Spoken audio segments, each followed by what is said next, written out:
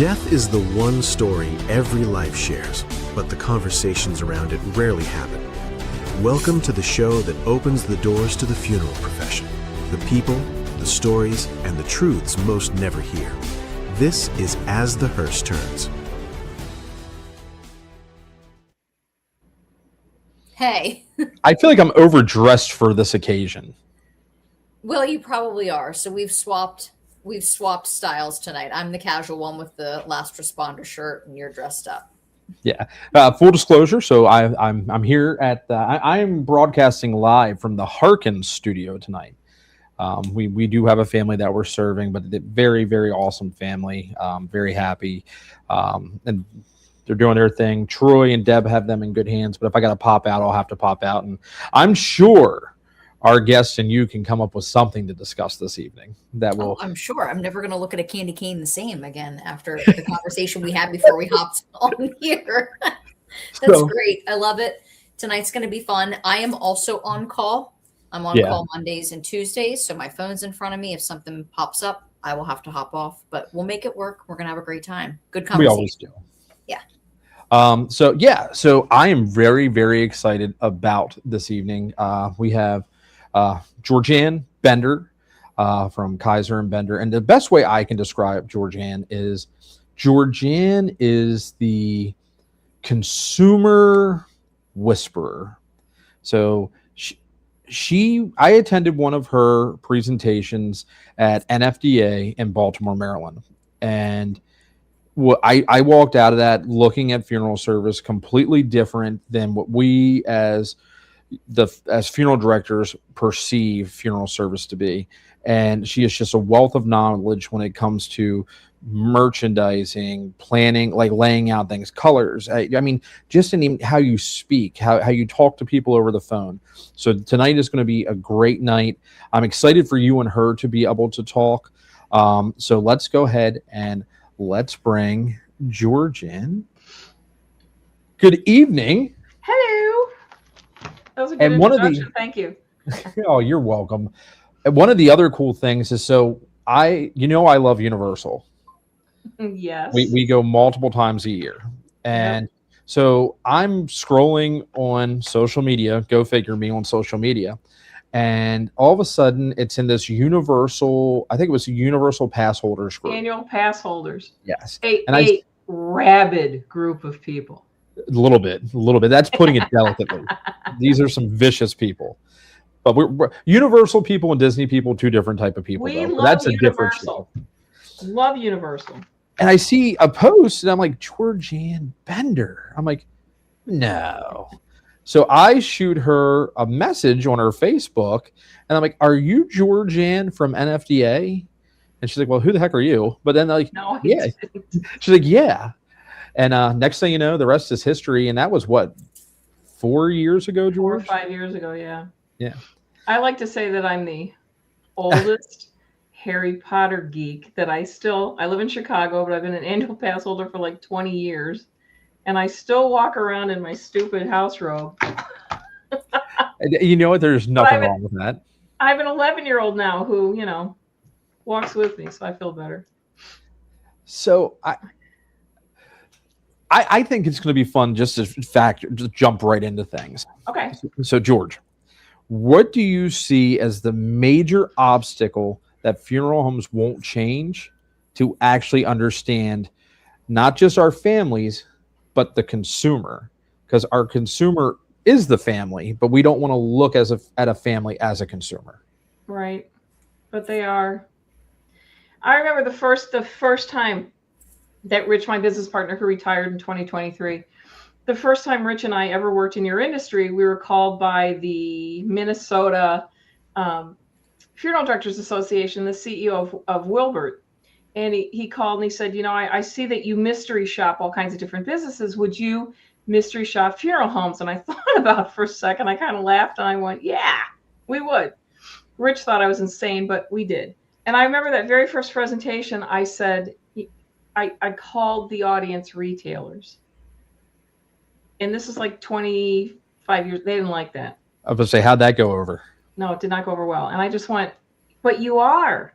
I'm a retailer. If you sell anything, you're a retailer. But the good thing for you is that there are retailers out there doing incredible things in their stores right now to get people to trust them and spend money and choose them over everybody else. And you can use those same techniques, those same tactics, and to make your customers more comfortable. So, we're so comfortable right now with baby boomers. Yeah. There's still a lot of our customers. I'm a baby boomer. We're still very comfortable with baby boomers. We're sort of, putting Gen X into the same group.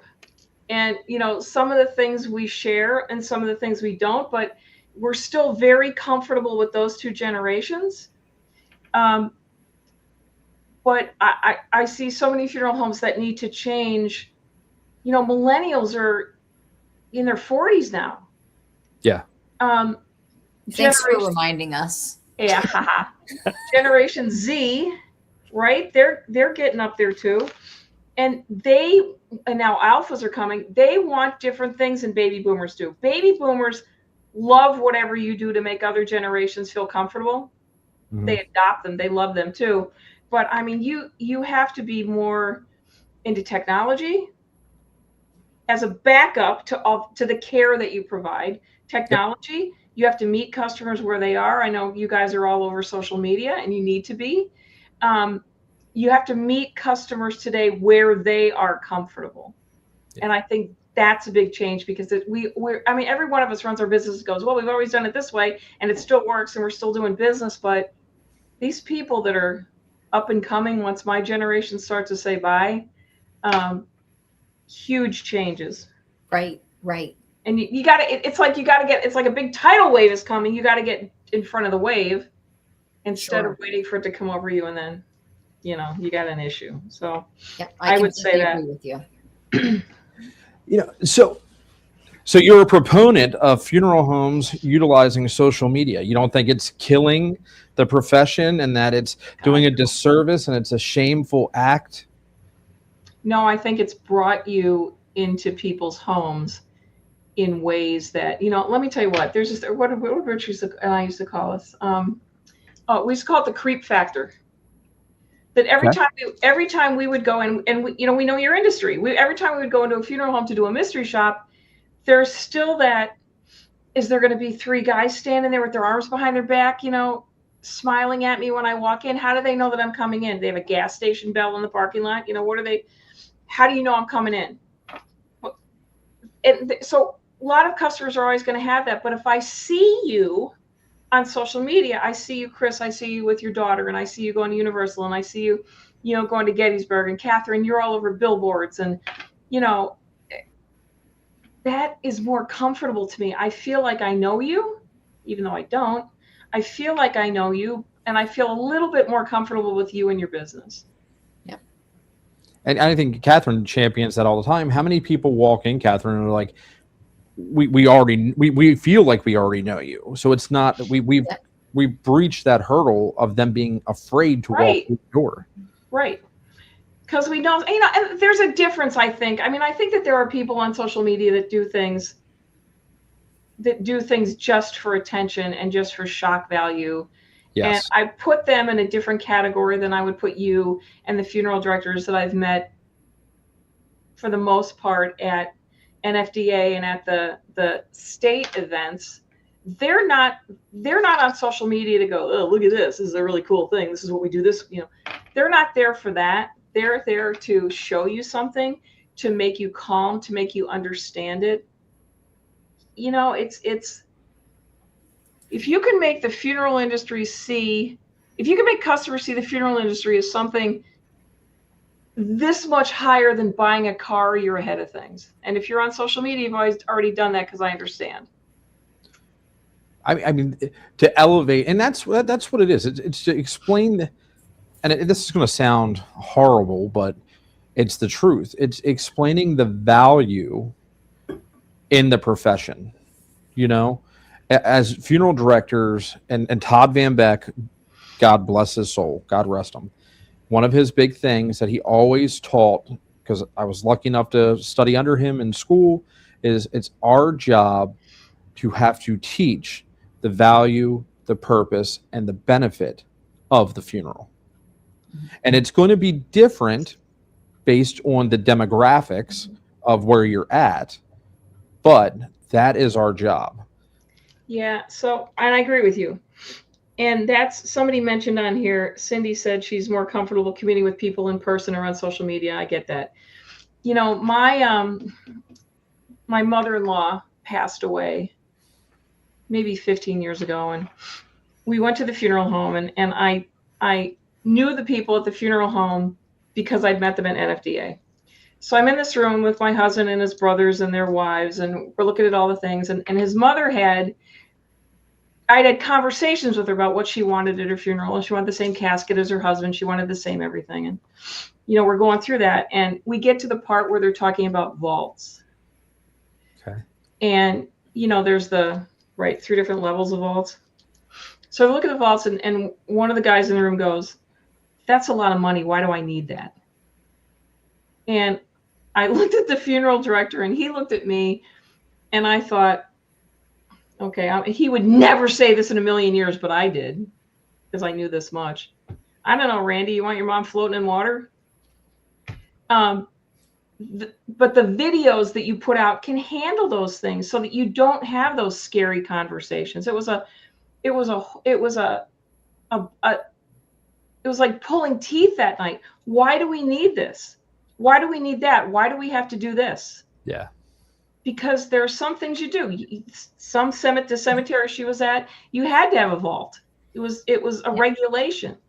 And if they had watched, you know, videos in advance and seen you on social media and understood those things, it would have been a lot easier for that funeral director. Yeah, we can get ahead of that by educating. Yeah. I felt bad for the guy. I really did.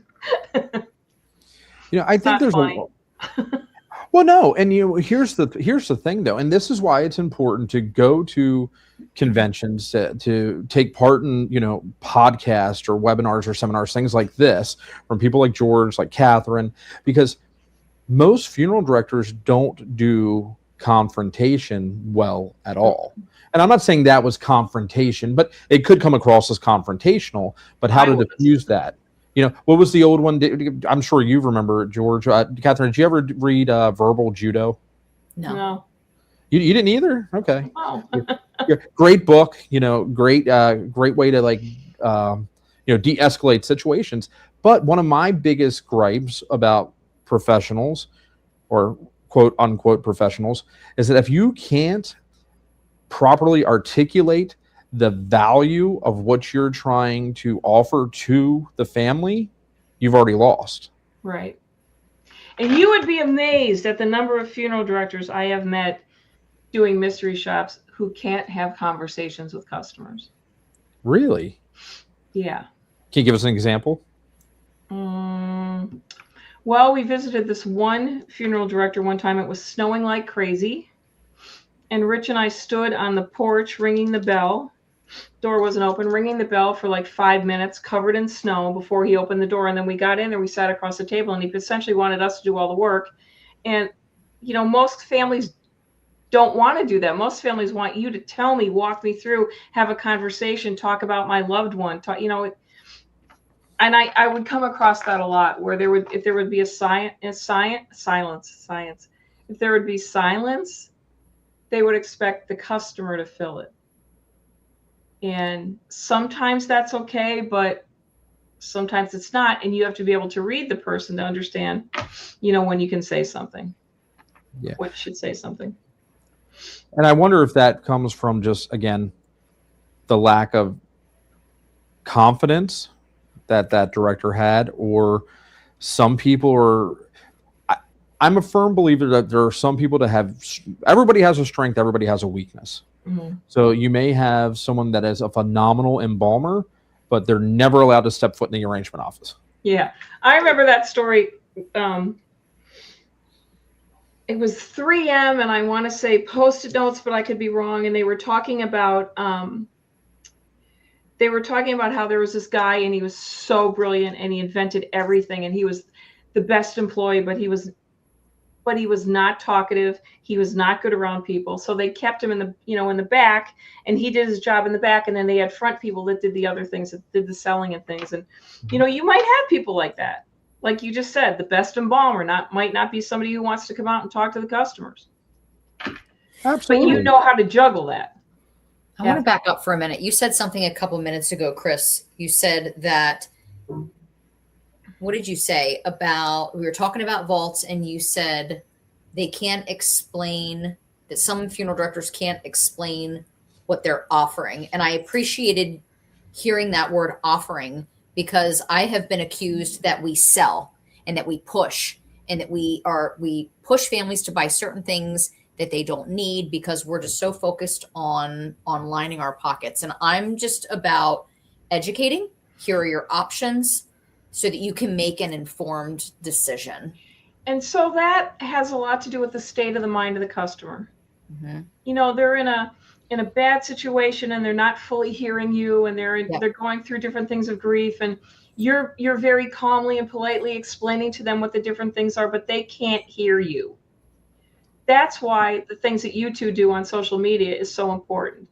You could, I don't know if you tell your customers you might want to watch this video. You might want to, I don't know if you do that or not. Might be something that you could do, but we don't hear you as well as when we're in grief. And I think that also when you get to the point, as we get younger people, they are probably going to challenge you more than people of my generation and my parents' generation.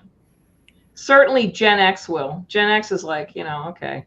They were the ones who were the latchkey kids that, wore the key around their neck and let themselves in the house. And, when I came home from school, my mother was there with freshly baked chocolate chip cookies, and Gen X would come home and they'd open up a bag of Chips Ahoy or something and sit down and play Pong. They don't necessarily believe everything that you tell them, because they've been taught to be severely independent. And you're going to see that, I think, more of that independence as we get a little bit, as the younger customers start to grow older and baby boomers start to phase out. So I think that's something we're going to have to get used to. I love that you use the word offer, though. Yeah, I mean, because like to offer you. Do we have merchandise? Absolutely. But I'm not here to sell you a precious metal vault or a concrete grave liner. Mm-hmm. My job is to educate you on, if you ask, to educate you on what the different levels provide. Mm-hmm. And then you're here to make the decision. My job and I probably am going to get chastised for this, but this is where a lot of people have a hard time being the director and funeral director. Because it's our job. The family, you may, hopefully you're only probably going to ever have to plan 1 or 2 funerals in your lifetime. I pray. However, for us, we might plan 3 a day. Right. We're the professional. Yeah, I've been to a lot of funerals lately that are not the traditional funerals that my parents had. And I really appreciated the funeral director who helped me with my father. My mother's, we were stunned. My dad, this strong man, had no idea what to do. His wife of 40 years had just died, and and my sister and I were young, and we didn't know. But when my father passed away, the funeral director absolutely listened to everything we wanted and took charge and had the list and made sure it happened. And we were so grateful that he did that. The guy did everything but hold our hands. We were so grateful that he did that. And today I'm seeing funerals that are more like events, not an event party per se, but they're in an event location. And the casket might be in the front. It's almost like planning a wedding. The casket might be in the front of the room. They've got audio visual on the side. They're playing music. They're playing videos. I've attended more of those in the last couple of years than I have traditional funerals. Now, do you see from your perspective with your consultation and things like that, or even as a consumer, do you see that that is more of what the generation that is making the arrangements is looking for, Yeah. versus back when when it was church pews and Yes. what wood paneling and red shag carpet. So younger generations want experiences and meanings. They want celebrations. They don't necessarily want mourning rituals. And millennials are more minimalistic than other generations, and they're all about the experience. How can I tell the story of my deceased loved one? Tell me about that person? How don't I have so many examples of. I went to my husband's uncle's funeral, and the man who did the eulogy did not know Uncle Harry at all.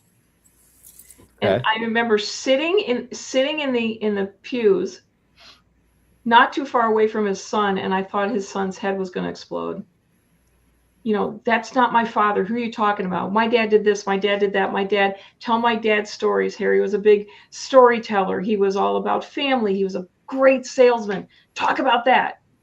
So I think we're going to see more about the experience, even inside of a funeral home. And if you can tell people that you're willing to do that, I don't know if you have somebody on staff or somebody who's a consultant that you can consult with, who can do events for you in your funeral home or without, you're gonna get more and more people asking for those things.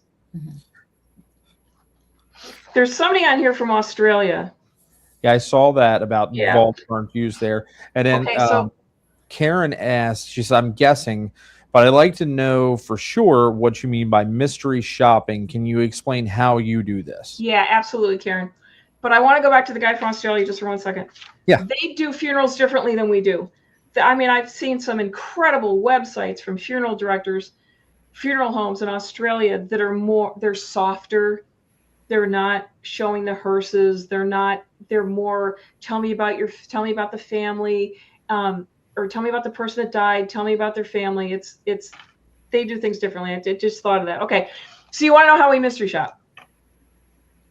Well, we do it two ways. We either mystery shop a funeral home on our own before a presentation, or we have clients in the funeral industry who will hire us, and they will give us a list of their competitors, and then we go out and we visit all the competitors, and then we come back and we mystery shop you too, and then we compare you to each one of your competitors. And so do you go in and say, we just lost someone? Oh, Catherine. We go in and lie through our shorts. My God. Really? Oh. We've done that a couple times. When Dakota first started with us, no one knew him. So we sent him into a bunch of different funeral homes. And you come up with the most ridiculous story about why you need the GPL. Oh, see, I haven't even gotten that far. I mean, I'm just like, this is my aunt. This is her religion. She's about to die. This is what she wanted. What do I need to do? Tell me. And your aunt's there with you? No, she's in a nursing home about to die. Or, got it. So it's what, you and Rich, right? It's me and Rich. Or now it's me. Well, yeah. And I just go in and I have a relative who's ill, or and sometimes I go in and I do pre-need, and just to see how the people interact with me and what they say. We also mystery shop cemeteries. Same kind of things. I had a really enlightening, weird experience in a Catholic cemetery. So Rich and I go in. He's playing the bad guy, and I'm playing we need to bury Grandma. And the woman was really nice, and she was really smart, and she's telling me all about the things that we should do, and where to put it, and where to put the casket, my choices. And she was lovely.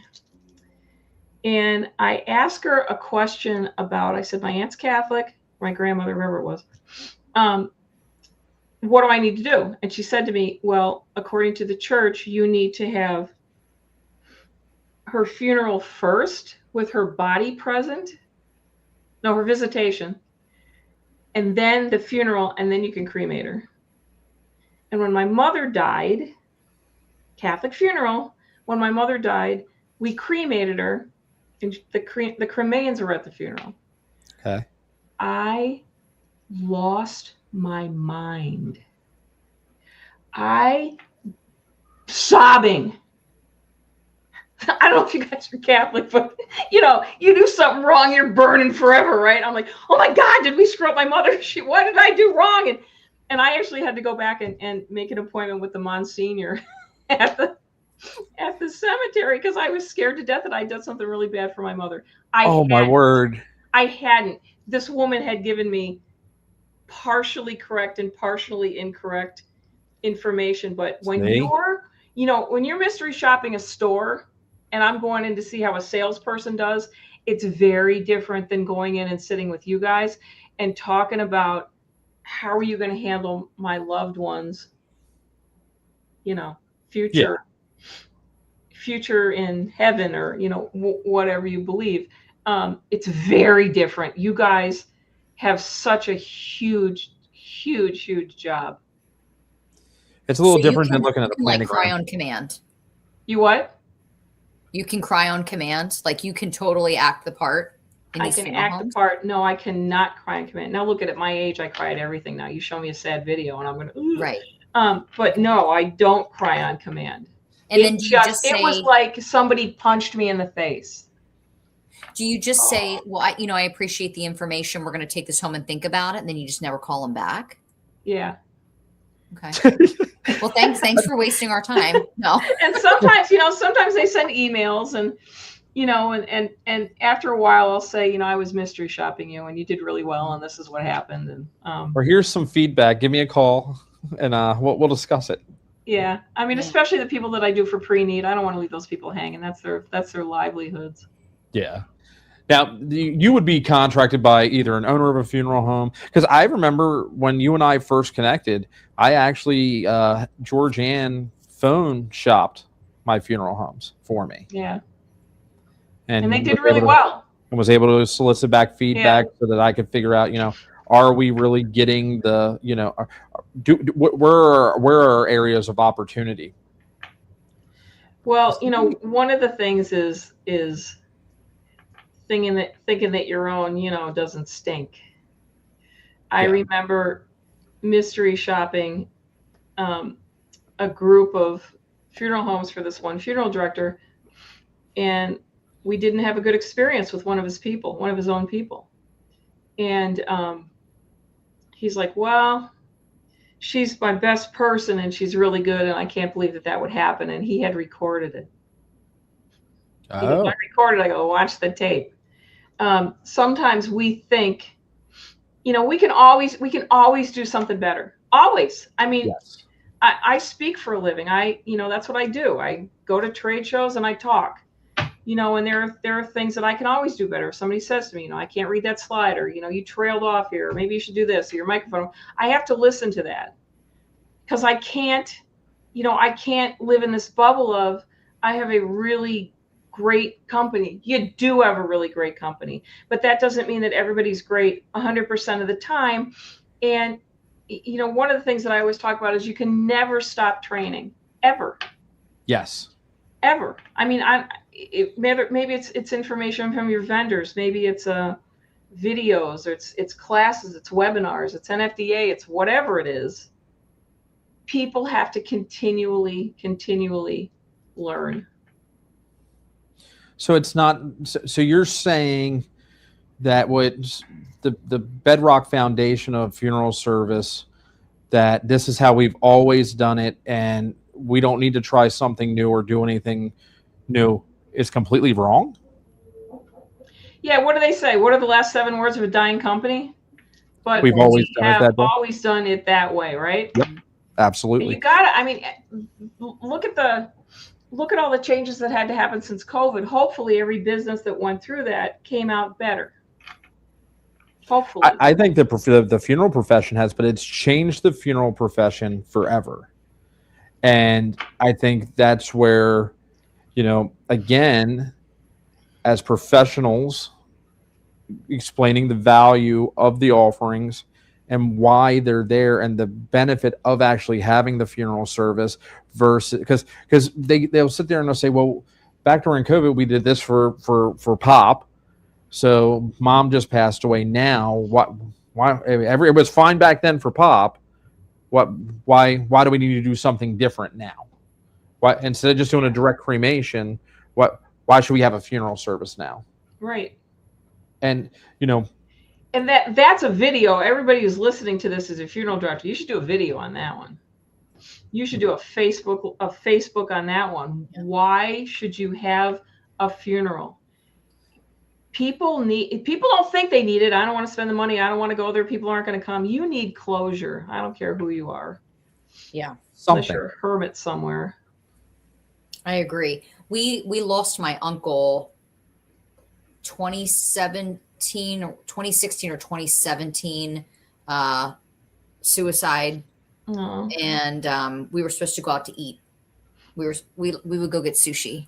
And he was like, him and I were the black sheep of the family. And we would always talk about that. Like, I always wanted to be a funeral director and, just kind of went down a different path, and he went down a different path, and maybe not the best path, but, he was just struggling, and we would go out to eat. And so we had a dinner planned one night, and we were supposed to go get sushi, and he called me, and I didn't answer. I was in the middle of another phone call, I believe. And he left me a voicemail, and he said, I need to go to an AA meeting. He was an alcoholic. And I thought, well, I'll just call him tomorrow and we'll reschedule dinner. Mm-hmm. He didn't go to the meeting. He took his life. And I never got to see him after that. And it's not something that keeps me awake at night, but it's there. I never got to see him. Yeah. Yeah. And we just, we had a situation recently at the funeral home with someone, very similar situation. And when the family came in, I just said, I'm really grateful that you did this for not only yourselves, but for, any siblings or close family members. People need this. And they looked at me and they said, do people not do this sometimes? We thought everyone viewed. And I said, no, not everyone does. And this was a situation, it was viewing prior to cremation, but they were surprised to hear that. And, they agreed that what they did, it was good for them. They needed it's good for everybody. Yeah. Had they not done that, their last image of that person, it was not a good one at all. Yeah, so, wouldn't be good. And people don't know what they don't know. So it's really important for us to get out and educate. And one of the first things, like, I'm kind of going off on a tangent here, but when families walk into our funeral home for arrangements, we don't go right into the arrangement room. Can I walk you down to our chapel? We just moved in here 2 months ago. Do you mind if I give you a quick tour? Give me a tour. And I want to show you where the restrooms are. That way you can use the restrooms during arrangements. Show me that. And so people see this chapel, and it's not a chapel with bright red carpet and dark, hunter green drapes and dark wallpaper. Which are still out there. Yeah, well, that's where we just moved from. That's why I'm using it as an example. But, people see these spaces. And so maybe this was a family that was coming in with, intentions of moving forward with direct cremation and no viewing. And they see, this space isn't, this doesn't look like a funeral home. That's the feedback we get now. This doesn't look like a funeral home. It's a comfortable space. Mm-hmm. And so there have been families that came in with an idea of what they wanted. And by the time we finished the tour, it's like, maybe we will have the funeral service here. We're not going to go to the fire hall down the street, because they see value in what we have to offer. Yeah. I people are comfortable there. I mean, what's the big thing now? You want your bedroom to look like a hotel room, right? It's calming. It's the colors. They're selling hotel sheets and blankets and duvets. And, we're comfortable in spaces like you're talking about. Yes. Can I go back for 1 second? Somebody asked, when I end a mystery shop, do I just, leave and say thanks, but no thanks? No, I don't. I finish it, Derek, like I would finish any conversation. And I take the information and I thank the person and I tell them that I will get back with them. And I do, just not right away to plan an actual funeral. No, it's very polite. They really have no idea that they're being mystery shopped. Have you ever walked in anywhere and they're like, we know who you are? No. Really? Mm-mm. Well, maybe after this.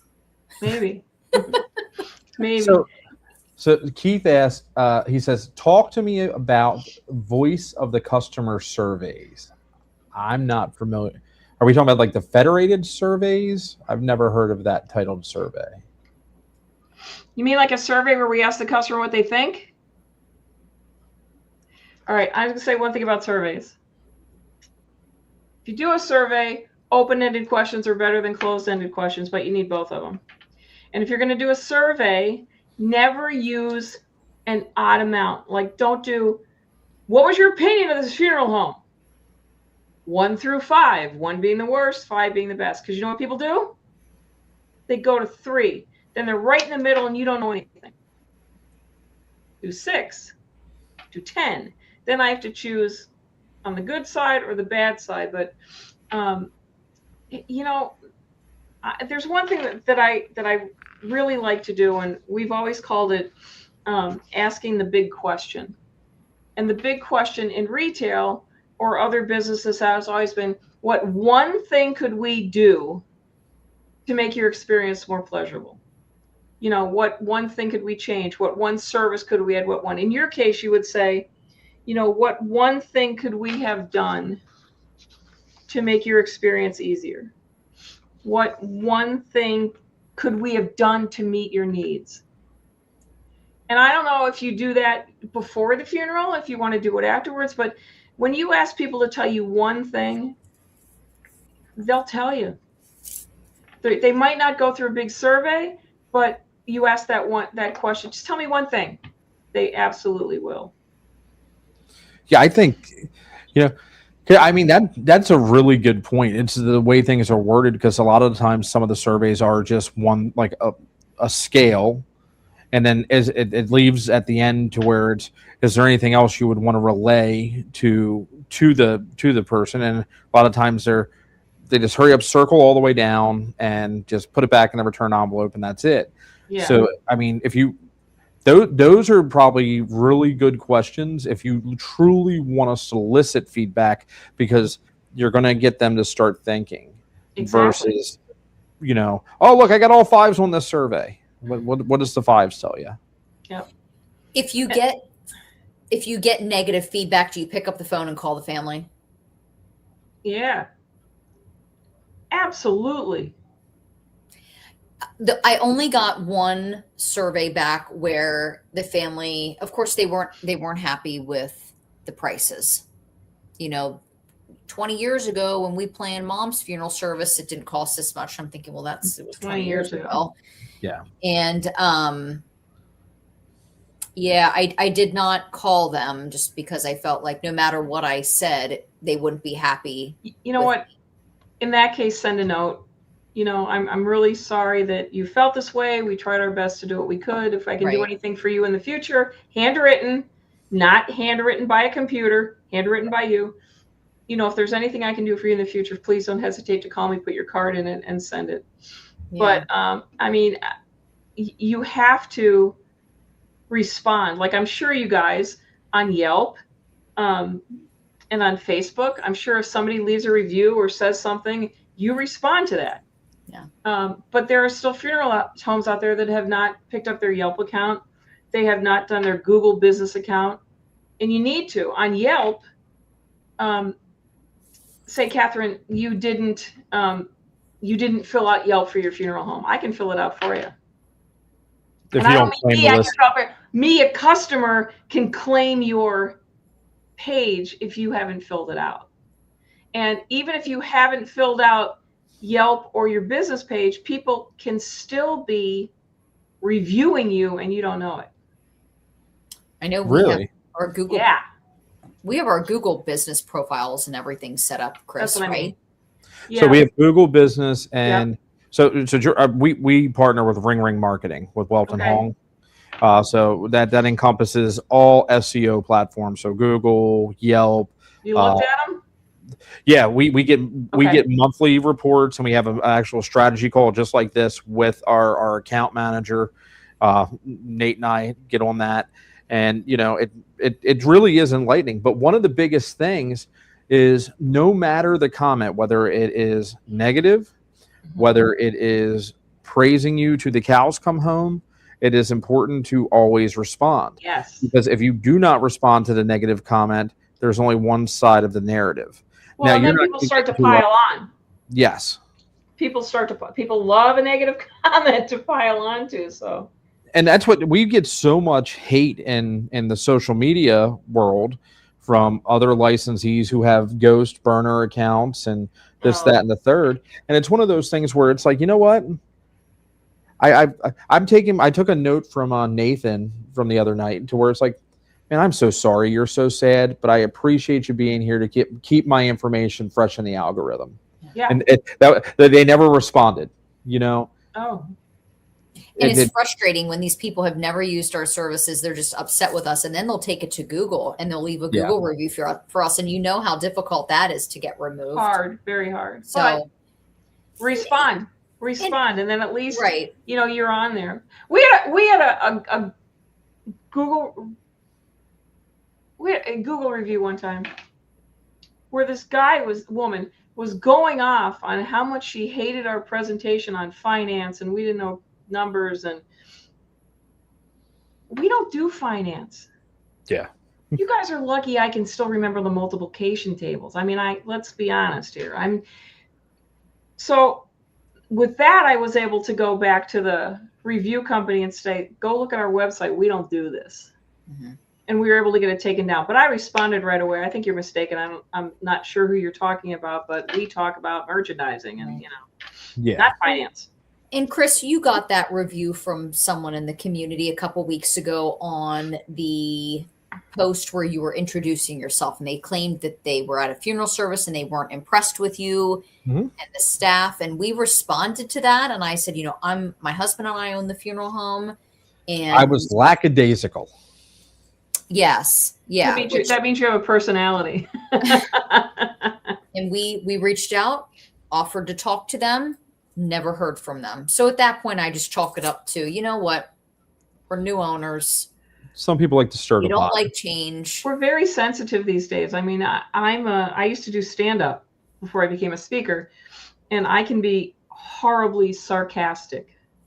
And I try not to do that, when I'm working, when I'm speaking.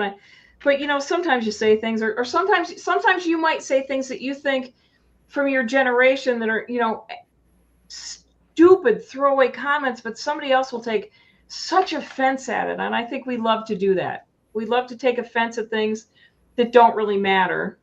I mean, some things matter, but there are little things that we pay attention to, and then we're all over, we're all over Facebook. And I think one thing, and we've said it before, Catherine has said it, she has lived on this, is that we understand that there is a certain amount of criticism that we subject ourselves to by being public facing profiles or, people in the funeral profession. And you have to have some thick skin. You can't take it personally. You can't lose sleep over it at night. No. A lot of the people that are leaving some of the comments were never. Catherine, you said something to me one time, and it's always stuck with me. It said sometimes that family was not meant to be our family. Right. Yeah. We're not meant to serve every family. Mm-mm. Yeah. No. And I think a lot of people have a hard time. Exactly. Have a hard time wrapping their mind around that. So, and then just for a side note tangent, because Georganne, she loves whales too. She's a big whale fan. Hate whales. No, I have to clarify that. I love whales, but the whales at SeaWorld are assholes. Be honest with you. Read those books about how how you talk about how you go down rabbit holes. Yes. I went down a SeaWorld rabbit hole after I watched Blackfish, and I read every book on the planet. And I can tell you which whales have attacked which trainers and things that SeaWorld has never made public. Oh, don't even get me started on that. That's a different show. I'm surprised you remember that. I haven't talked about that in a long time. I want to say something real quick. So back up to not every family. We're not meant to serve every family. We're going to be a good fit for some families. Yeah. Maybe not the best fit for others. and I might catch some crap when I say this, usually the phone call that starts out with "What's your price?" I know that that's probably not going to be the best fit because I'm not the lowest, I'm not the highest, but they're usually price shoppers for cremation. And I had a guy call me about 3 weeks ago. I was sitting on the beach. We're in Ocean City, and he says, you know, so and so passed. They're at XYZ, and what's your cost for direct cremation? And I gave him my price, and he said, well, I got a price for $990 down in Maryland. And I said, well, you called a cremation society, and we're a funeral home. So there's a big difference between a cremation society and a funeral home. And a very nice man, but talked here and there and chatted for a little bit.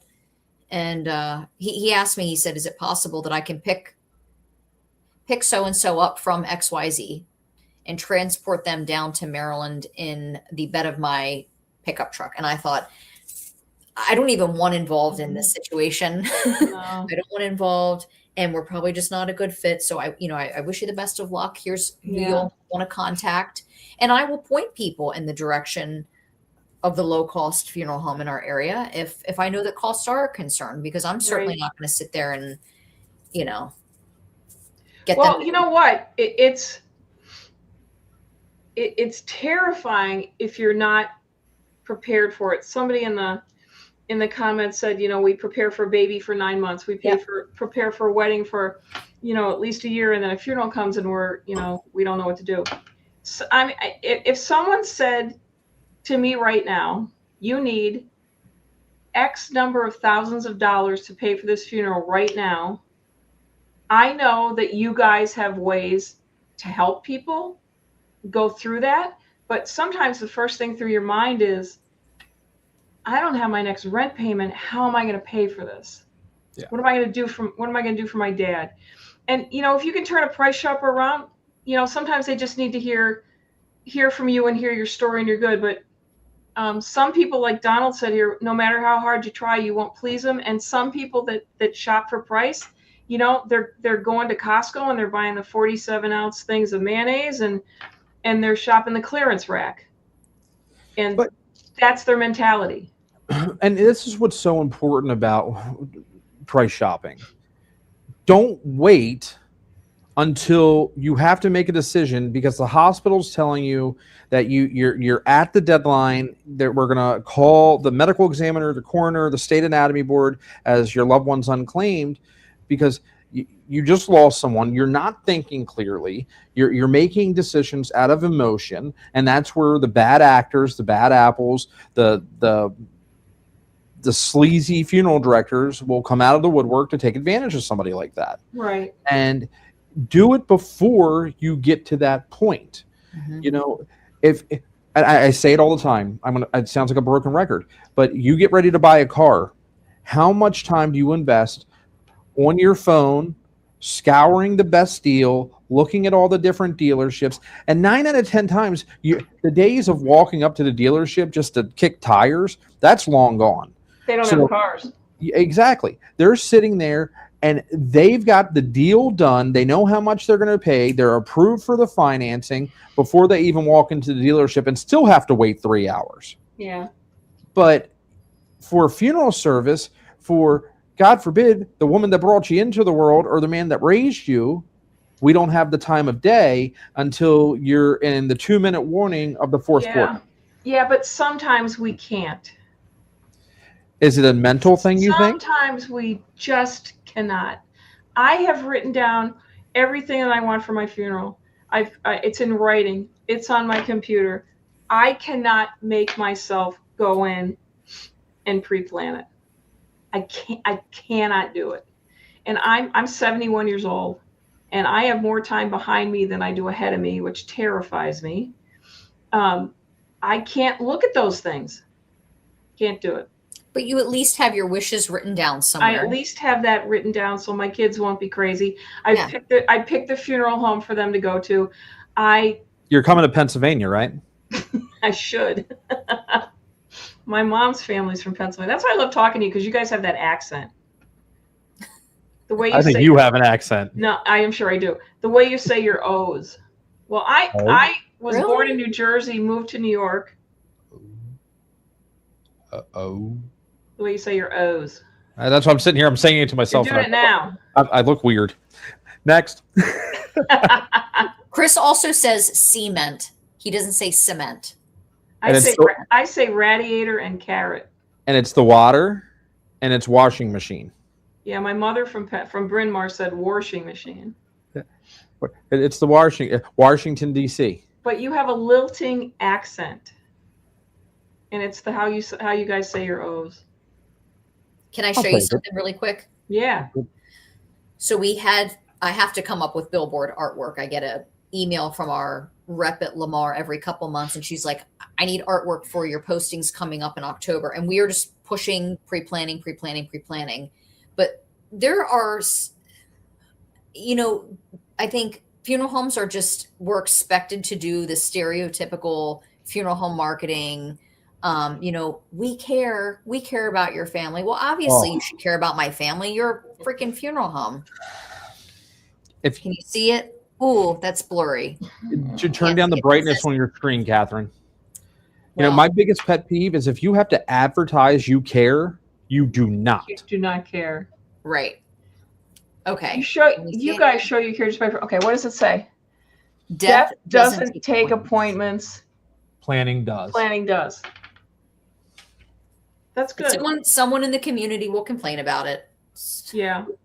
Someone's not going to like it, but it's true, and they don't like it because it's something is true. It's reality. It makes you think, and they don't want to face reality, but it's so true. Yeah. And I think we just need to continue having these conversations and normalizing this. And none of us are making it out of here alive. Nope. None of us. Nope. And the way, like I full disclosure to you guys that are watching this, I've never met Catherine before today, but a mutual friend, Ryan Thogmartin, told me 2 years ago, what a great job she did merchandising her funeral home. And so I found all these pictures and he helped me. And I've been talking about you and your marketing in presentations for the last 3 years. And Chris for the last 2 years, because you do the Monday morning or morning Morning coffee with Mortician. And I read it, and my kids read it, and it's good information. It makes you people. So it's okay to put that. I mean, it's true. Sometimes we need to see something right in front of our face that's important, that's going to happen, and it's softened when there's a person in the picture. When there's a person talking about it, when there's a person, on social media in the picture, it softens it. I've had so many people that before, again, and we talked about the story, when I started posting to social media, it was at first just verbiage, just a text. And then it grew into, and my wife loves it, my plethora of my coffee mugs, which now I go places and people just give me coffee mugs and it's freaking awesome. And then as it transitioned and I came on board with Catherine and Nate, then it became more front facing. But it took time, but I've had tons of people say the same thing. We've learned so much from the coffee conversation. And one of the main things I love here at Harkins is that most of the families, when they come in, they're like, oh, you're the guy on the billboard. Or I know you. I can't cut people off in traffic anymore because people know me. So I got to behave. Right. And I said it the other day, and I think we've all spoken about it. It's just that if the families are walking through the door and that's the first time they're meeting you, you've already lost. It's to be able to put yourself out there. We are normal human beings. If they haven't met you before, it's how you greet me. True. Can break the ice. And if I haven't met you before. So if you were mystery shopping, how many times have the very first words out of the mouth of somebody is, "Oh, I'm so sorry for your loss"? Never. Really? Yeah. But they always ask her to say every time. That might Yeah, be honestly. that might be the second question. Okay. The first question is always, how can I help you, or what brought you here, or welcome to. Do you get the, like, one of my biggest things is answering the phones and stuff like that. I do not like good morning, good afternoon, good evening. You're calling a funeral home. It's there people. What do you say? I this is Wagner, Elfner, and Harkins Funeral Home. This is Chris. How may I help you? Love that. Because I had a gentleman one time good morning, Wagner, Elfner, and Harkins Funeral Home. It wasn't here, obviously. Yeah. This is Chris. How may I help you? What's good about it? My wife just died. Oh, yeah, that's that. I never thought of that. That makes sense. Yeah. That makes sense. I mean, how you greet me. I mean, your body language. What is it that 55% of what we project to people is our body language? Really? Yeah, and tone of voice is second, and the words we use are third. And I do this in presentations. We can butcher sentences. Chris, I want you to say, I did not say you dropped the casket. I did not say you dropped the casket. Catherine. I did not say you dropped the casket. I did not say you dropped the casket. Same words. So people can answer the phone and go, good afternoon. Thank you for calling Bender Funeral Home. How can I help you? That's a lot different than, this is Georganne at Bender Funeral Home. How may I serve you today? The tone of, I can't see you. I mean, we've worked with retailers. We have literally hung mirrors in front of the telephones, because when you're smiling, you can't sound snotty or bored. So we would make them look in the mirror and smile, and then answer the phone. Even laying down in bed, don't answer the phone when you're laying down in bed. No. When I get a first call, I make myself get up and go sit down in the kitchen, because if you're laying in bed, you can hear it. Like still in bed. Yeah, you can hear the ruffling. Yeah, no. Yeah, I get that. Other than when body language. So, what about the I'm so sorry. And again, I'll never forget. I was freshly licensed, and lady came in, and that this is what I've seen the old school funeral directors. This is how they've always done it this way. I'm Mrs. Bender, I'm so sorry for your loss. And that lady looked at me, and she says, No, you're not. This is your job. Yeah. So again, things that I've learned. You could say, Mrs. Bender, I'm sorry for your loss. It's hard. I know it's hard. That's much different than the wringing of the hands and trying to sound like, I'm so sorry. Because I probably would have said to you, no, you're not. Yeah. And people can see fake. Mm-hmm. They can call out. And I hope, and being true. And like I tell folks, and now as I greet someone, I'm sorry we're here under these circumstances. Right? I wish we would have been meeting under different circumstances. Yeah. It's all words matter. Then I'll never forget we had Ruth Ann on, and Ruth Ann explained that this service was absolutely amazing. It was beautiful. The mood, there was a special person singing, and as she walked past the widow, she said, "Isn't this absolutely lovely?" And she wasn't saying anything wrong. She was saying it to the wrong audience. And some people would take that, isn't this lovely? Yeah, it is. I want it to be lovely. I loved him. I want it to be lovely. Other people, that would destroy them for days. And that's why it's important that I think as funeral directors, we need to be able to interpret body language. We need to be able to understand. You got to be able to read the room. Mm-hmm. Right. And I think these are things that are not taught in mortuary school. These are things that are not taught, unfortunately, in an apprenticeship. But these are things that are learned by taking your butt to a convention, sitting down, and listening to someone like Georganne and taking those notes back. You know, when I went to school, they did not have classes on listening. I don't know if they have classes on listening skills now, but Ask my daughter. No, you need.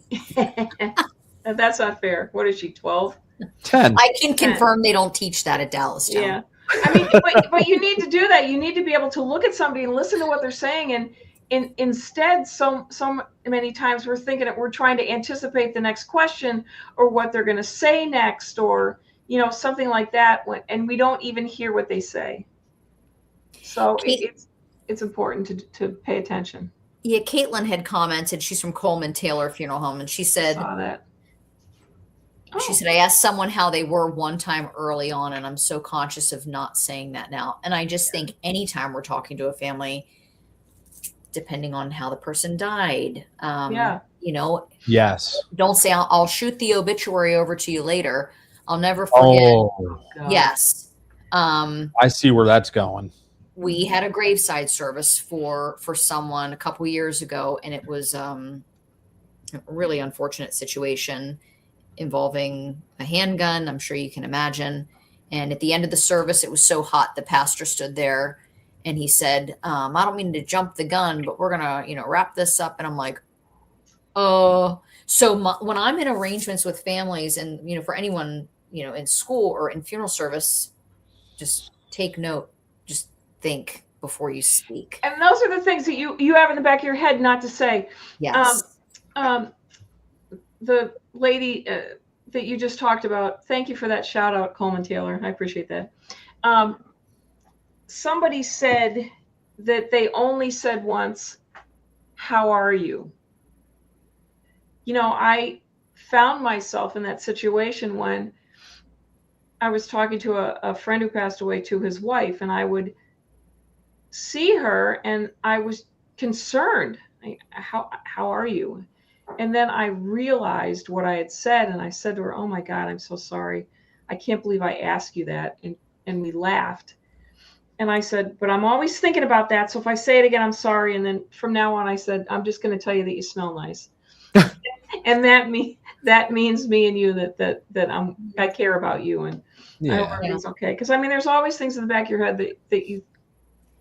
Well, what was it? Is Catherine? You did a couple videos recently about hard funeral truths, and they very, very relevant and great feedback, great engagement.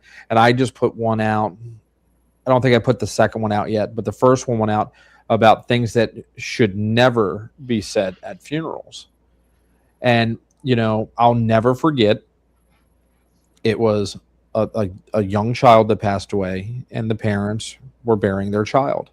And to listen to some of the things that were so cringe, oh my God, that was being said, it was, I stood there and it was like nails on a chalkboard, where one person said, well, don't worry, at least you're young enough, you can still have another. He's in a better place. Yeah, well, I want him right here. Yep. He's supposed to be here with me. Right. Child. Yeah. But even that he's in a better place for any situation. So a husband that's burying his wife of 50 years, right? She may be in a better place. That's fine, but she needs to be here with me. That's my everything. Yeah, exactly. So, and that's why it's so important. And I think a lot of people, again, this is why training is so crucial, because if you go out, if anybody that's in this for tonight that is a funeral director, if you go out tomorrow and you sit in front of a family and you attempt to implement everything that we're discussing tonight immediately tomorrow, you're going to sound like an idiot. Because mentally, you're going to be trying to think 7 or 8 steps ahead while you're trying to serve the family. Training and repetition is important. Education, reading the books, listening to these podcasts, things like that. It's not something that's going to happen overnight. You literally are going to have to retrain yourself how to communicate effectively. Mm-hmm. Yeah. And especially if you're younger, you're used to saying whatever you want to say. You can't.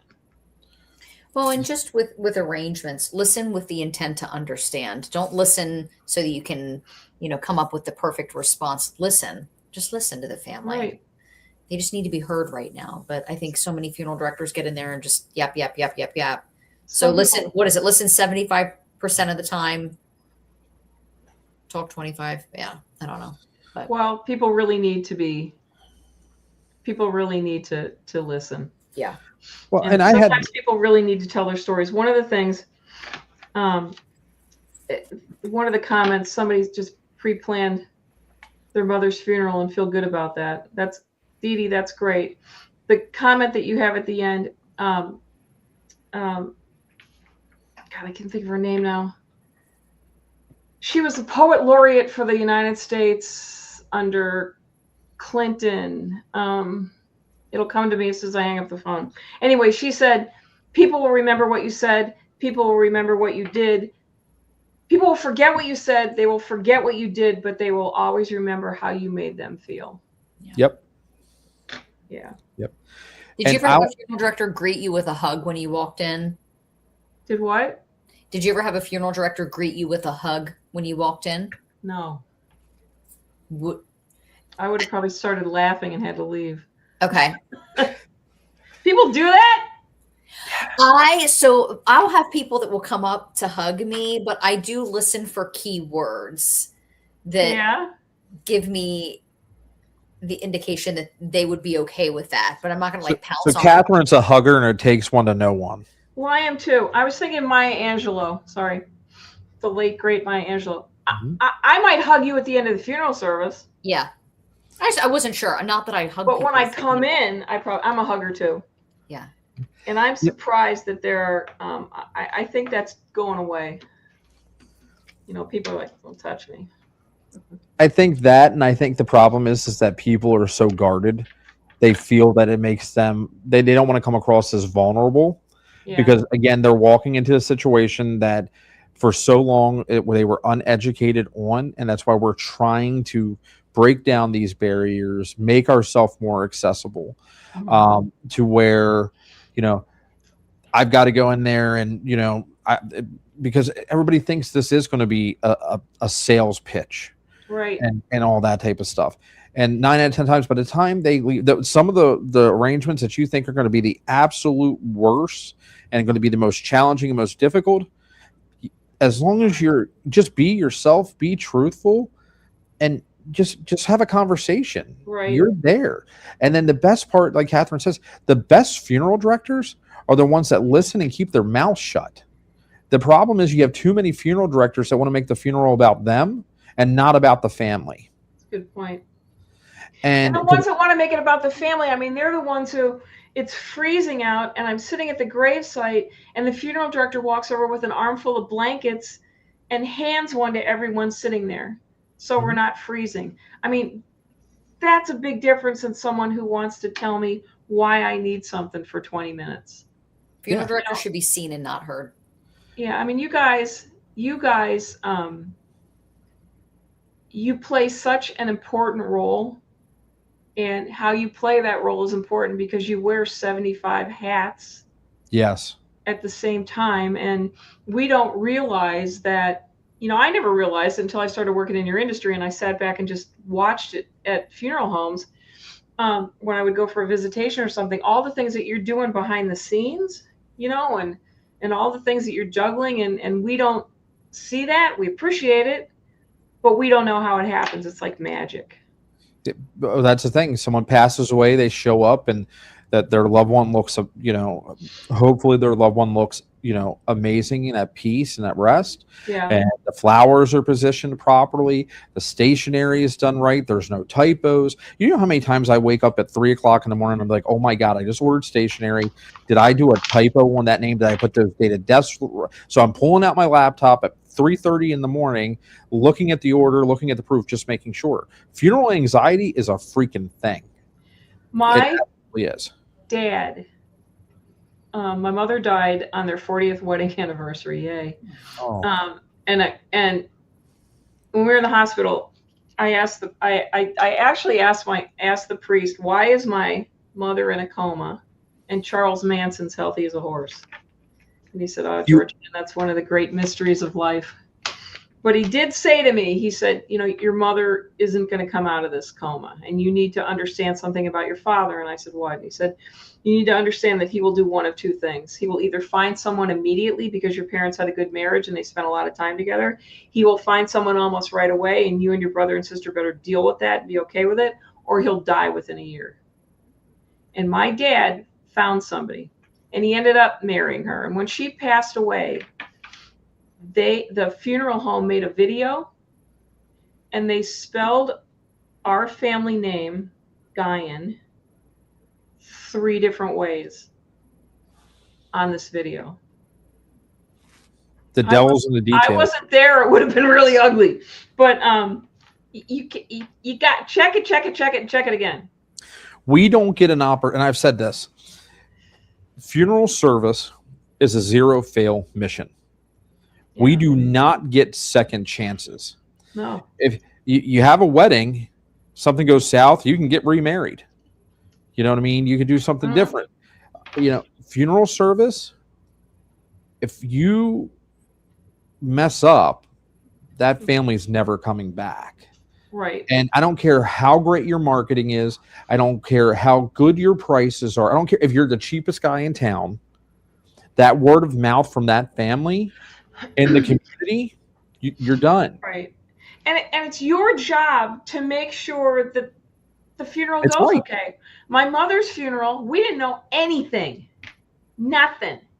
And in retrospect, there are so many things that we forgot, didn't do right. I had no idea that we were supposed to have a luncheon. My father invited family members back over to their home. And the night before, I looked at my sister and said, all these people are coming over tomorrow. Are we supposed to do something?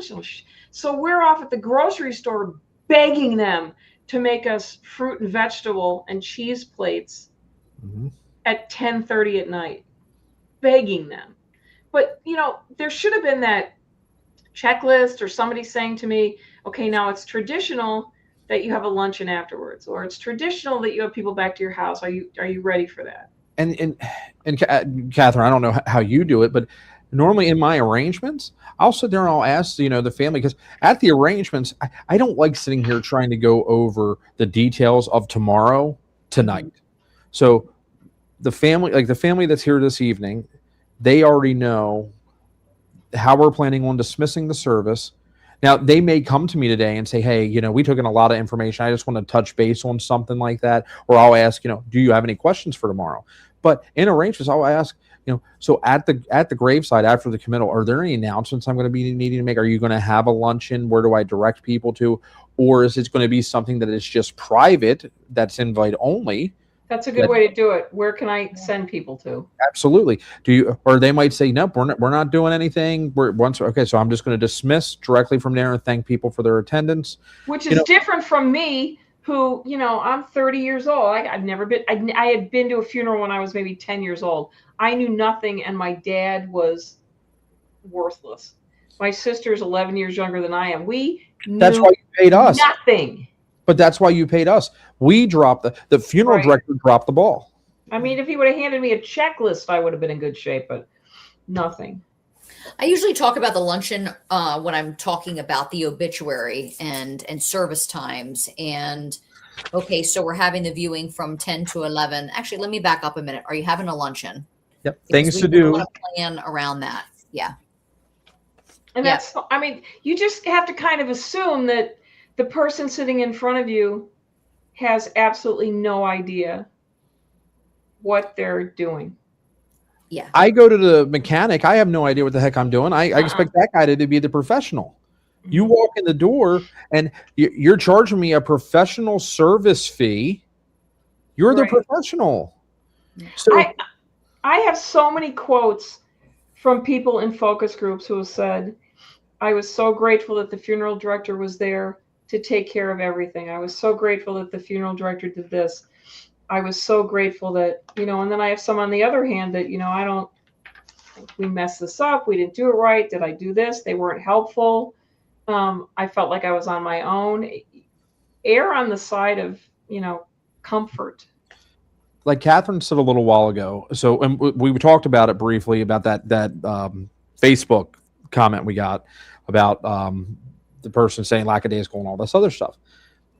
I believe that, like Catherine said too, funeral directors, are not to be seen. If we can go supposed to be seen and not heard. Seen and not heard.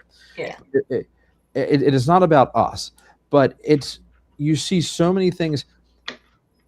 Like if you ever private security, the person that's there to protect you is never in the middle of the picture, but they're always at arm's length away. Okay. Yeah. That's a good funeral director. I'm contemplating, okay, they're very emotional. They're going to run out of that box of tissues before the end of the night's out. Guess what?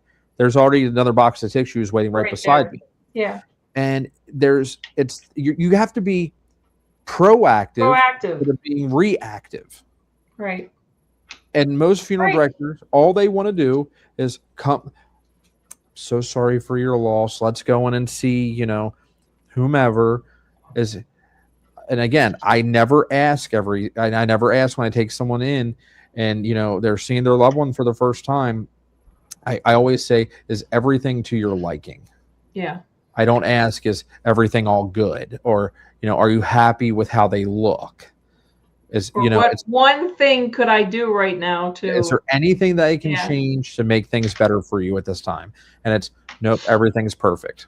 Yeah. Those types of things. Or they might say, hey, like the family today, there are 2 rings, and I always want to make sure that one looked like it could be a pinky ring, and it's like, is it a pinky ring or is it another ring that goes on the other ring hand? Nope. It's a pinky ring. Or I said, are they on the right fingers? Because it wasn't a traditional wedding band. Did Dad dress left or right? I don't know any funeral director that asks that anymore. Tailors don't even ask that half the time. And you guys watching this, you probably don't even know what that means. So Google it. You don't know what it means? What does that mean? So, yeah, go ahead, Chris. So dressing left or right. So how would that, like, I dress left because my left hand has my watch on it. Okay.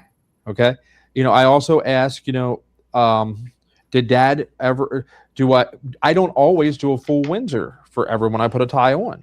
Did Dad do a half Windsor? Did Dad do a full Windsor? And let me tell you another thing. This is one, put it in the funeral director handbook. If a family brings you in a tie that's already tied, do not dare untie that knot. Just put the tie on. Yep. Yeah. The way you just answered it, that was good because I would have answered it a different way. So Google it. Family-friendly podcast, Georganne. That's why we're not talking about Stimulate the Show. Hey, Stimulate the Show is a good show. It's keeping people healthy. And that's what I'm going to tell my wife. Do things, huh? That's what I'm going to tell my wife. You'd learn a lot. We have an Ask the Doctor stage, and all day long we have. We're going to have to become Catherine? What is it? Wellness partners, like for heritage. Wellness partner. Yeah, wellness partner. You have to Google that too. They're talking about a trade show that I'm actually a partner in. So. Folks, just Google what is Stimulate the Show. Stimulate the Show. That's where and then come back and leave the comments. No. Seriously? Stimulate? No. StimulateTheShow.com. It's a sexual wellness trade show, and sexual wellness is the things that you're thinking about right now. But this show is primarily health and wellness. This looks interesting. It's a very elegant show. People come dressed the way you're dressed, Chris. When's your next show? Next week. Where is it? In Chicago? Nashville. Content. It's in Nashville? Huh? So, Catherine, I think you got an assignment for next week. Yeah, come hang out with me. I run the education stage. Interesting. I've been to some of those parties before. They're fun. That's not what I'm talking about. It's not that kind of party. See, that's my kid. I'm not going to like what you say about that on LinkedIn, Mom. I don't want people to think that. Come on. but right, that was every comment that I made before I knew what it was. And then I walked in and realized, well, this is There you go. You Googled the left or the right thing. See? Yeah, I love you, Caitlin. That's it was awesome. dress left or dress right. Uh-huh. Yeah. But now we've talked a lot about communication. We've talked about body language. Let's talk about appearance of your buildings. Now, George being very nice and us hitting it off, and I took her on a what was it? A Skype visual Zoom tour of the funeral home. We did a Zoom consultation. Yeah, I do those for free. Yep. So that's another thing. And then before we end everything, I definitely want to make sure, and we'll put all George's contact information and how to reach out to her we'll pin it to the comments here. But yeah, to get a free consultation, to literally have her walk through your funeral home, because besides funerals, what big box, George, that you did a lot of merchandising, a lot of retail work too, like saving companies, right? Yeah, we primarily work with independent retailers, but I'm I don't know what it is. This sounds really stupid. I'm like a merchandising savant. Mm-hmm. I can go into a store and tear it up and put it back together, and sales will go up. And I learned that my dad was a salesperson for the James L. Welsh Candy Company out of Cambridge, and in our basement we had a store, and he taught me how to merchandise on gondolas and things. And then after that, I went to go work in apparel stores, and I worked for the Gap, and they gave me my first store, and I re-merchandised it, and sales went up double digits. And so the CEO of the company and a couple of vice presidents came out, and they're walking the store, and I'm like 24 years old, and they're walking the store, and he goes, "What did you do?" Move the floor around. What did you do? So I walked them through what I did, and they adopted some of those things. So it's just, I love it. I love going in and moving things around. So why spend time in your industry, I like to look at the overall funeral home. Like, I look at things when I walk through that maybe you don't, but your customers do. You know, when I walk in the front door of a funeral home, you might have a sign up in the lobby that says, X funeral in this room or visitation in this room. If you place that within 10 feet of the front door, nobody sees it. And then they're coming up to you all the time, and they're going, "Well, is there a sign?" And you're thinking, it's right by the door. You didn't see it when you walked in. We don't start even looking at anything until we're at least 5 feet inside the door, maybe even 10 feet inside the door. So any signs or things that you have right next to the door, we don't see them until we're leaving. So that's important. I'll sit in chapels and look around, and if there's dust, the little gilt chairs that we sit in, if there's dust in between the slats, what that says to a customer is you're cutting corners. And if you're cutting corners with cleaning your chairs, what are you going to do? What corner are you going to cut with my mother? I walked into a funeral home for a visitation, actually, that it was a beautiful funeral home. It was pouring rain, and they had a porte cochere, where you could drive your car. I don't know what they use it for, drive your car under. So my husband let me out there. I didn't have an umbrella. I'm under the awning. He lets me out there. I go to the door. The door is locked. I can see my business partner and friends like 20 feet in front of me, but I can't, start pounding on the door, but I'm knocking. And the sign on the door said, "Please use front entrance." So I had to walk in the rain around the front of the building to get into there. Beautiful funeral home, nice people. I get in there, and they have their office in front, and the office is glass. If you take people into your office, it needs to be decorated, merchandised, as well as the rest of your funeral home. I don't want to look at piles of paper. I don't want to see other people's invoices. You don't want me to see that. I don't want to see piles of paper on the floor. I need a neat, like you're sitting in now, Chris, I need a neat and organized place, because I need to think that you're that neat and you're that organized. In the selection room, when we do this walkthrough, I help funeral directors set up their selection room so it looks like closer to a retail store. And I'm not saying you're going to decorate it like Target, but what I am saying is that there are techniques that we use. They're called visual merchandising techniques. There are visual merchandising techniques that we use in creating displays. And every single person listening to this and every single consumer is used to those things. Seeing merchandise in vertical slices, seeing product on slanted shelves, seeing merchandise well signed.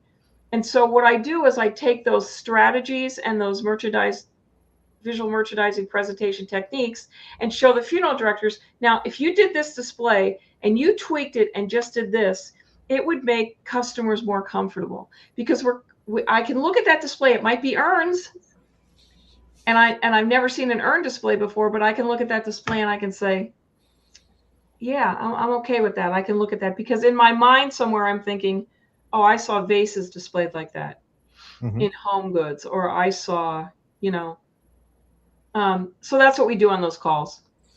So let me ask you this: as most funeral homes have, their selection rooms or their merchandising rooms are normally laid out by the casket manufacturers, the reps.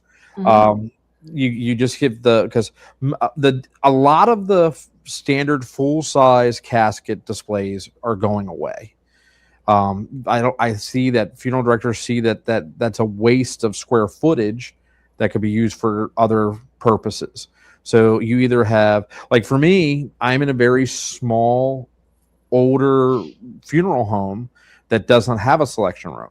So I offer selection out of a catalog. And then you have other funeral directors that have quarter cuts or, Right. things like that. Yeah. So, or I know now, like Catherine, you also have touchscreen now.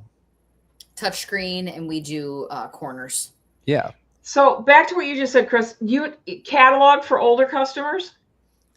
I have a casket binder. A casket binder, right? Yep. And I know people that would love that. And then I know other people that would like to see that same thing on an iPad so I can blow it up and look at it. Yep. And then I have now the older, the baby boomers that are coming in and pre-planning, the first words out of their mouth is, I like to touch whatever I'm buying. Absolutely. And you don't have that. Right. And now I can, if you tell me 2 or 3 caskets that you want, I can either have it here in a couple hours for you to be able to look at them all, or if you want to come back tomorrow, we can reschedule. But again, that's one of the downfalls of being restricted and, where having the space to do those types of things. Or maybe the vendors will give you, here's a sample of wood and here's a sample of metal. So that if they need to touch it, they could look at that, and then you could stick that in a box under your desk when you're not using it. But the things that I'm talking about, every store that you go into now, you're going to see these. They're called speed bump displays, and they work like speed bumps work in parking lots. And when you first walk into a store, there'll be a table, and on that table there'll be a display of whatever the product, and it's usually cross merchandise products, so that you pick up one item and then you pick up something else that goes with it. And I don't see that in a lot of funeral homes. I'm seeing them more because I've been talking about this for 20 years. Hit me with something, not hit me. Show me something when I walk in that is comfortable, that looks like a display I might see in a store. So you might have an urn, and you might have the little memory urns with it, and you might have some jewelry on that table, or different things, so that when I'm looking at it, I'm thinking, oh, look, I can do this. I can get a big urn, I can get a memory urn, I can get a, just so it sort of breaks the ice. When you're putting urns on your wall, if you have they're called memory urns, right? Like keepsake urns. Keepsake urns. Yeah. Losing words tonight. The keepsake urns. You always put the large size urn on the left and the keepsake on the right. Sorry. Large size on the right, small size on the left. because most people are right-handed and we don't even think about it. We reach for the larger size. Now, if you want to sell more keepsake urns, you would put them on the right. If you're okay selling urns, but you want to move more keepsake urns, then you would put those on the right side so that people lift them up and look at them. I mean, there's a gazillion. I have a book. If anybody wants it, you just have to send me an email and I'll send you the ebook on how to merchandise your funeral home. But so there's things to make it easier for me, the customer. So for like on a speed bump for something in a selection room, so you're saying they shouldn't just walk straight through the door and the very first thing is the most expensive casket just sitting right there, the first thing that they walk into. Yeah, you do that if you want to scare the hell out of people. Right. I walk in and I see Michael Jackson's casket there for $50,000. I'm immediately going to look at that and think, I can't afford this place. Yep. But I see it. I mean, I've seen it in a lot of different funeral homes. That's why we didn't go with the building that we initially were going to go with. Yeah. The design. Yeah, we said people are going to drive by and I'm sorry. Too fancy, too fancy, just too elaborate and decorative and bump outs and second stories. And I said people are going to drive by and say, I can't afford that place. I'm glad you did that because that's probably 100% true. It was also like a lot more than what we spent. We learned very quickly that second stories and bump outs would cost a lot of money. And that's why when you drive to, like a lot of medical facilities, for example, they're square boxes. Exactly. Yeah. Simple. Yeah. And, those are your first impressions. People make value judgments about your building. They make them inside your building in every single room that they go into, but they also make value judgments outside of your building. They're looking at what the building looks like. They're looking at places for me to sit if I'm at a visitation, but I want to sit outside. They're looking at your sign and the quality of the sign. And is it easy to read? And are all the bulbs working? And is it well lit? And is your parking lot well lit? A lot of older people are scared to death that they're going to fall. We're terrified of shiny floors. But retailers love a shiny floor. But you can walk into, like a big department store, see that floor, and they equate that with it's gonna be like ice and I'm gonna fall. So they're even more uncomfortable and now they're even scared, Yeah. The mental part of it all. A lot of New Balances out there. New Balance sneakers out there. Even lighting, when you get to be 62 or 63, you need 3 times the amount of light to see as well as you did in your 20s. So that's one thing that I look at in funeral homes. When was the last time you relamped your funeral home or had somebody come in and evaluate your lighting and your lumens? Because you might in your selection room have all kinds of things that you want me to see, but I can't see them because if there's shadows, older eyes can't see them. Older eyes don't like all capital letters. They're harder to read. There's a gazillion things to think about. I know one of the main things I took away from Baltimore after sitting through your and Rich's presentation was, and we went back and implemented right away, was the basket of cheaters. Reading glasses, yep. A basket of cheaters in each arrangement office that, because the font might have been too small or, you italicize this and it makes it hard to read. So it's like, and of course, like I didn't think I needed to bring my reading glasses because, they're in grief. They're not thinking. So you had the box of cheaters with different like +5, +3. You pull that. Here, George, which one do you want to try? Which one do you want to use? I'm sitting in. So first of all, you start to need reading glasses when you hit the ripe old age of 40. And I always joke that, let me know when you turn 40 because you're going to be down at Walgreens buying some readers. And then you'll have 50 pairs of them, but you don't know where any of them are at any given time. So I'm sitting in front of you and I can't read those catalog pages because I forgot my glasses. Where is that sale, that offering going? I'll just do it at home on Amazon.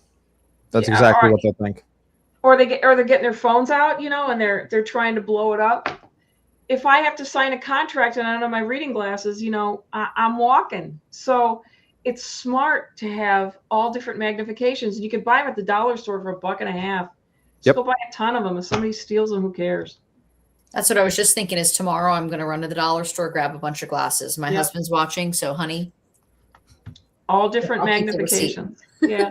And then was it Christina 48 and she needs I need my readers. Yep. And it's right then and there by being able to pull that basket out and you've now taken them off guard. They weren't expecting that and they're like, these guys have thought of everything. We're in the right place. Right. We feel comfortable. I had cataract surgery in December and I don't need reading glasses anymore. Awesome. So I buy fake glasses because I'm not used to myself without wearing glasses anymore. But just go to the dollar store, or if you could go to a promotional house. Have them branded. You could have your name put on the temple. Andy Lopez just did that. Do you know Andy Lopez? No. He's a big guy in the funeral industry. He's always doing presentations. He just ordered a ton of them for a trade show to pass out. It's good advertising. Absolutely. The other thing that I always used to get, we would have a little thing by the door. Now we know not to put the little thing 10. We have to make sure it's 10 feet from the door. So that's now another mental note for me to keep. At least 5 feet inside the door. But we would have a little wicker basket, and we had combs, just regular pocket combs with the funeral home name on it. And every man that walked out of that funeral home was taking a comb and putting it in his pocket. The other thing was the jar openers. Yeah. Everyone loved those. People would call the funeral home, do you have the jar openers in? Yeah. And they'd have 30 or 40 of them in their house. Well, think about your customers. What are the things they need? It's exactly. Something like 50% of people over the age of 55 have some form of arthritis. Yep. And then the other big one was chapstick. Yeah, people love chapstick. Mortuary Lift Company has the best chapstick that they hand out at convention, and it's Embalm. I'm just going to take a couple of these. Like that. Oh, I have a bunch of them still, but yeah, it's the best chapstick. Who is it? Dodge that has the best hand cream, and you can't buy it. It's like from Balmer's. It's the best hand cream on the planet. And yes.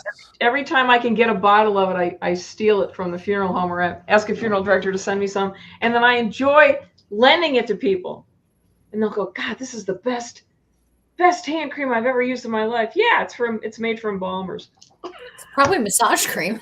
It is. It's so good. I can't, and it's a weird name too, but it's like you wouldn't expect it to be massage cream. Yeah, it's a green bottle with blue lettering. It's yeah. Good. But there's so many different things, and it's just thinking outside the box, thinking outside the norm. The yellow, the ad in the yellow pages is not going to just cut it anymore.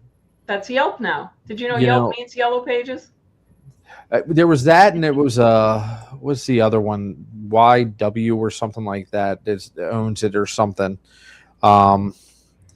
You've got to start thinking. Foursquare. People still use Foursquare. Well, how many funeral homes have their own Pinterest? They should. Pinterest. In presentations at NFDA, I'm full of ideas. Get a Pinterest account. It is a one-stop consumer focus group. Yep. People pin any, and Pinterest is like crack for women. Right. Yeah, I use it a lot for cooking. So tell me about this. Okay. Velvetone. That's it. Send me your Velvetone.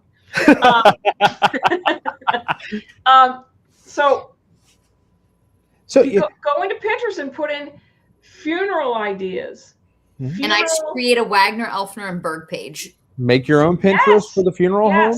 For the funeral home. Your floral arrangements, Catherine, that come in. And then you can send me to that if you need ideas. Stage the chapel. Go to my Pinterest page. Ooh. It's amazing, and you can pin from other from other things, other companies too, but not other funeral homes though. It's it's just I don't know any cookies. other funeral home that's on Pinterest. Well, Oh, I I know a lot. have a Pinterest page, and Ryan's customers. I pinned a lot of ideas for the new funeral home. Mhm. That's where I got a lot of my ideas, was from Right. Pinterest. But I never thought about what you're talking about. Oh, exactly. I mean, I Interesting. like, I never knew. You guys tell me if this is a thing for you. I never knew that now there are funeral favors. Oh, absolutely. Wedding favors. When you leave, you get a favor. You get a funeral favor. I didn't know that. The day of just getting the mass, or not the Mass prayer card. card or the mass card or the memorial folder, you Yeah. got to think outside the box. So, prime example, we had one of our followers, Dawn Myers. Yeah. Absolutely fantastic.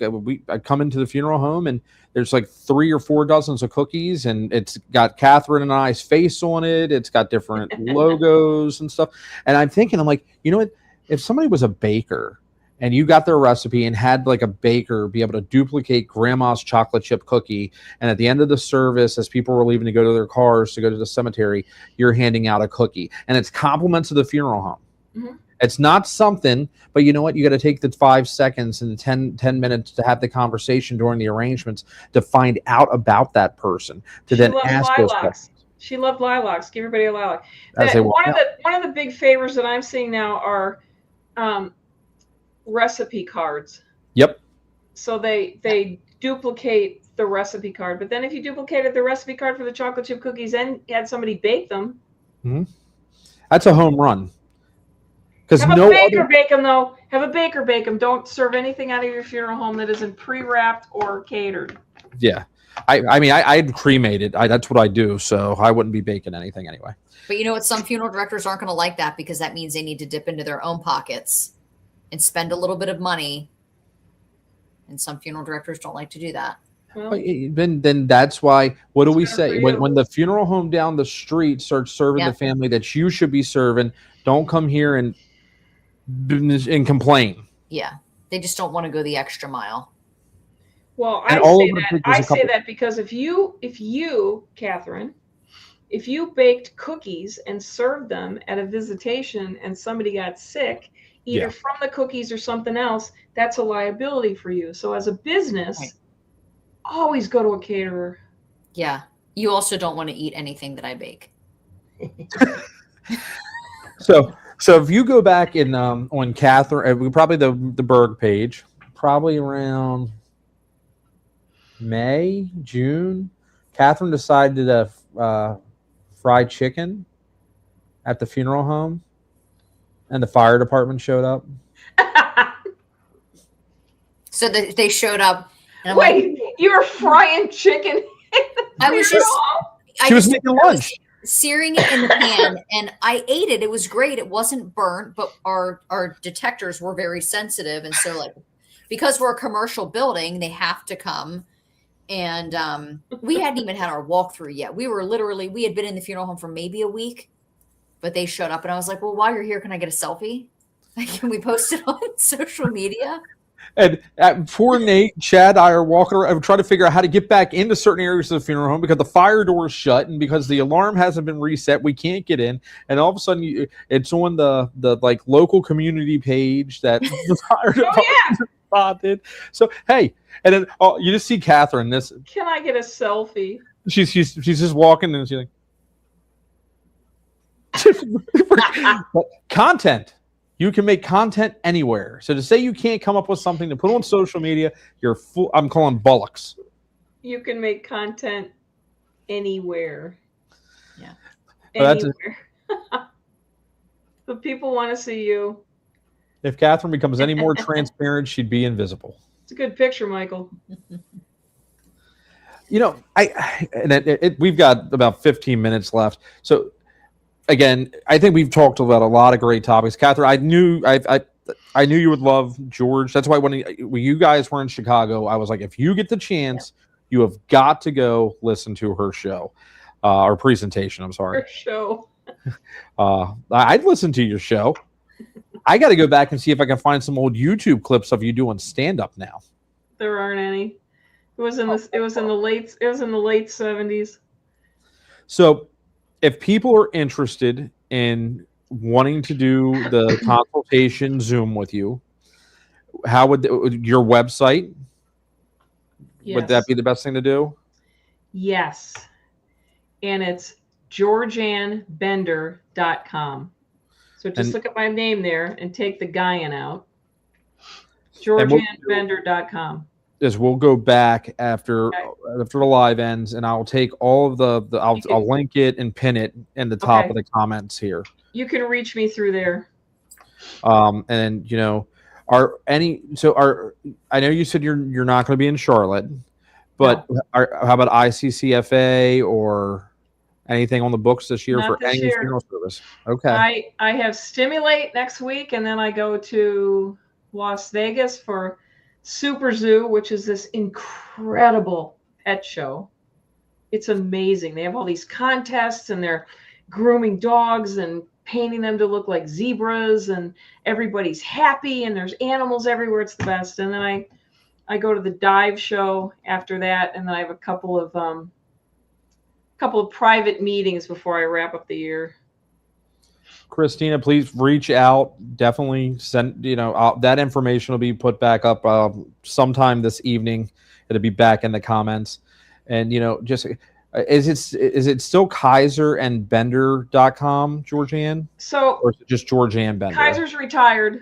Right. So I've kept Kaiser and Bender, KaiserandBender.com, but it takes you to GeorganneBender.com. So it just redirects you. Same thing, yeah. Yeah. So we'll make sure. And I can't thank you enough for taking your time tonight. I mean, I knew we were going to have fun. We definitely need to do it again. And then next, if you're ever up this way, let us know. I need to be. And get you to come in. We need to hook you up with our friend Tim with PFDA and get them to get you to come out to one of the state conventions. That'd be great. I'd love that. I'd love that. And then I have to meet you and your family at Universal. We still got to get to Universal. We are September. We'll be back down. He looks at his watch. I'm September. I have to get there before the end of the year. Probably November. You'll get down for Grinchmas. I get down when it's not so hot in Florida that I can't deal with life. That was what, last year or the year before? Yeah, it was last year where I had a couple Grinch teenies and went and decided to ask the Grinch if he wanted to be a business partner. Remember that video? Yeah. That one went awesome. And for 2 months straight, we'd watch it every night. Max, I want to watch Chris and the Grinch. I got to look for that one. That one's good. And then people are saying, come to Michigan Funeral. Have your state, if you were in here and you're a member of a state association, have your state association ED, your executive director, because I don't like saying ED because a lot of people might take that different ways, especially after Stimulate the Show. Stimulate the Show. Reach out. Have them reach out to Georganne, and she'll get you on her calendar fills quick. So if you want to get it, happy to do that. Reach out. But thank you. This has been a blast. You're welcome. And you got anything for Georganne, Catherine? Did you want to set up your flight for next week? Yeah, I'll contact you. But no, this was wonderful. A lot of great information that we will implement at the new funeral home for sure. Perfect. This was great. Perfect. And you guys call me anytime. And Catherine, it was lovely to meet you in person. It was nice to meet you as well. Thank you. So everybody hang tight right where you are. And everybody else, we'll see you soon. Next scheduled show is going to be mid-August with Dwayne Hills, but you never know what Catherine and I might come up with between then. So see you guys.